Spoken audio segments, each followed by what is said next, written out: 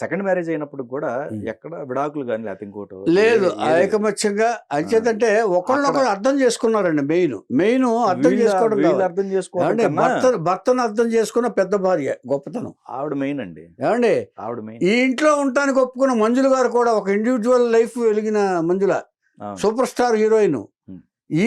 ఆవిడ కూడా గొప్పతనమే ఇలాంటి ఇంట్లో అడ్జస్ట్ అయి ఉండటానికి. ఉమ్, ఉమ్. ఇచ్చేదంటే ఆవిడ కావాలంటే ఎక్కడైనా ఉండొచ్చు. కరెక్ట్. ఇద్దరు గొప్పవాళ్ళే. అంటే దాంపత్యం అంటే ఒకళ్ళనొకళ్ళు ఎలా ఉన్నా కూడా అలాగా కలిసి ఉండాలి అనేది దీన్ని బట్టి మనం నేర్చుకోవచ్చు.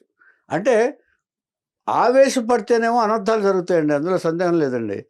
నువ్వు నాకు వద్దు అని చెప్పి ఈవిడ వెళ్ళిపోయి, నువ్వు నాకు వద్దు అని చెప్పి ఆవిడ వెళ్ళిపోయి, మొత్తం మధ్యలో పిల్లలు నలిగిపోతారు.